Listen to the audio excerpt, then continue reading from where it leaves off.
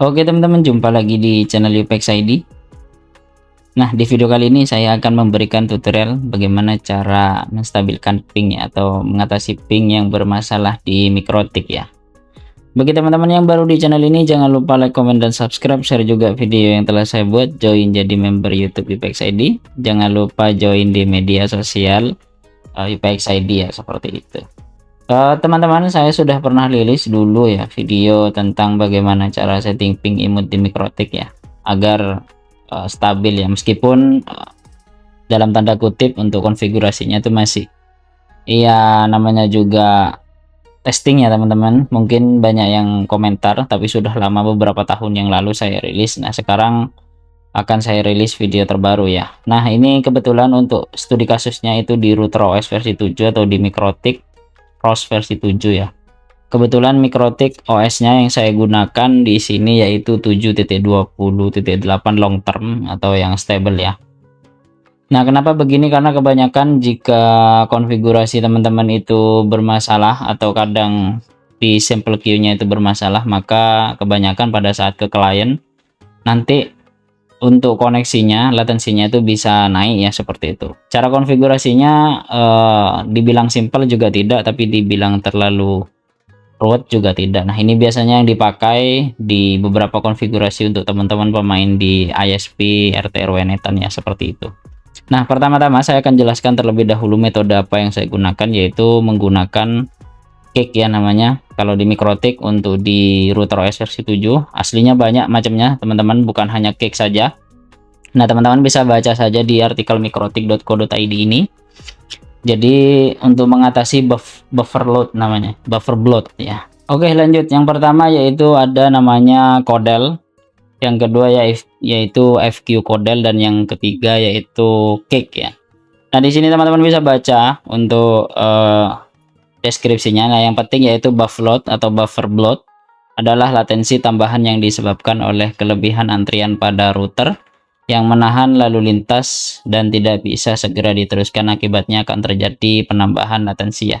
Istilahnya kayak nomor antrian yang sering menumpuk ya teman-teman, bukan prioritas angka yang memang istilahnya yang datang awal, berangkat awal. Nah, seperti itu. Nah, itulah yang menyebabkan latensi itu bisa naik ya. Untuk cara tesnya teman-teman, ya di sini saya akan praktekkan saja.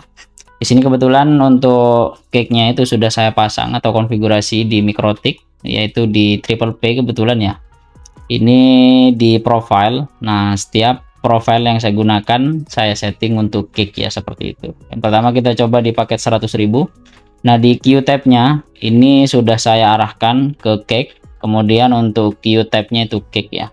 Dan juga di simple queue-nya, parent queue-nya itu saya buat satu parent dengan nama general. Nah, seperti ini dengan name-nya itu PPPoE, IP address-nya jangan lupa masukkan teman-teman. Kemudian untuk target upload dan download-nya, karena ini parent jadi setidaknya lebih besar dari total bandwidth ya, seperti itu, atau dipaskan juga boleh, silahkan. Kemudian di sini ada priority karena PPPoE jadi saya priority 3. Kemudian untuk queue tab-nya itu saya ganti ke cake ya. Cara nambah untuk cake-nya ini teman-teman masuk saja di simple queue seperti ini, kemudian di queue tab. Teman-teman tinggal create new saja. Kemudian di sini di kind-nya ini ganti ke cake. Nah, seperti ini. Nah, untuk konfigurasi lebih detail teman-teman bisa pelajari ya.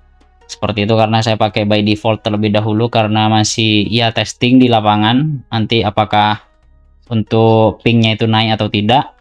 Kemudian juga apakah berpengaruh konfigurasi ini atau tidak, atau mungkin ada kesalahan saya konfigurasi, teman-teman bisa komentar ya di bawah. Kemudian juga di bawah, jika teman-teman di triple PPoE atau di PPPoE-nya teman-teman setting, maka di sini nanti akan ada keterangan bahwasanya di targetnya ini sudah sesuai dengan limit. Kemudian di advance-nya, nah di sini sudah berubah jadi cake ya untuk queue tab-nya. Kemudian di statistik teman-teman bisa lihat. Nah, di sini untuk statistik dari simple queue-nya untuk trafficnya masih kecil ya, karena memang tidak banyak digunakan. Nah, ini masih untuk total queue tab-nya ini masih di false man. Nah, ini belum terganti ya, seperti itu. Kemudian juga di bagian interface teman-teman bisa cek saja. Nah, seperti ini. Biasanya jika pakai default small, maka di sini ada namanya TEQ drop ya. Ini biasanya dari hardware, kadang kalau pakai X86. Tapi kalau pakai Mikrotik itu biasanya memang di drop ya, atau gimana teman-teman bisa komentar ya seperti itu. Kemudian juga untuk cara tesnya apakah worth atau tidak, teman-teman tinggal buka saja waveform namanya. Nah, seperti waveform.com. Kemudian di sini ada tools untuk buffer bloat ya. Nah, tools ini teman-teman bisa gunakan untuk analisa apakah jaringan teman-teman sudah sesuai, apakah pingnya itu nambah bisa sampai 2 kali lipat atau tidak ya. Biasanya ini grade-nya itu seminimalnya, normalnya itu di B ya, karena memang terlimit seperti itu teman-teman. Nah, ini dia, kita masih tes terlebih dahulu untuk latensi, kemudian untuk jenis koneksi dan juga kecepatan yang akan dites ya. Website ini sedikit lebih detail daripada speed test, karena kalau speed test itu akan ngecek seberapa cepat koneksi kita yang digunakan, sedangkan kalau waveform itu teman-teman bisa cek untuk latensi, kemudian jitter dan lain-lainnya ya, seperti itu. Nah, ini dia. Untuk downloadnya bisa plus 40 ms ya, karena memang sekarang masih jam-jam ramenya ya teman-teman. Bandwidth saja di angka 270-an ya, plus seperti itu. Kemudian untuk uploadnya dia akan ngecek lagi apakah sesuai seperti itu, karena memang untuk admin itu limitnya itu di 200 mbps ya, seperti itu. Nah, ini dia, teman-teman bisa cek juga di mikrotiknya, dia akan naik ya, seperti itu. Kemudian di sini ada queue drop lagi ya, seperti itu. Kita cek saja. Nah, ini dia, kita lihat grade-nya apakah masuk B atau C malah, atau malah paling buruk yaitu D dan E seperti itu. Nah, ini dapat di B karena memang latensinya itu cukup besar karena di jam-jam rame ya teman-teman, tapi nanti di jam-jam tidak sibuk yang biasanya akan lebih rendah ya. Ini bukan berpengaruh di lokal kita atau istilahnya di koneksi lokal. Untuk koneksi lokal itu pingnya kecil, namun karena dari ISP-nya ya, seperti itu.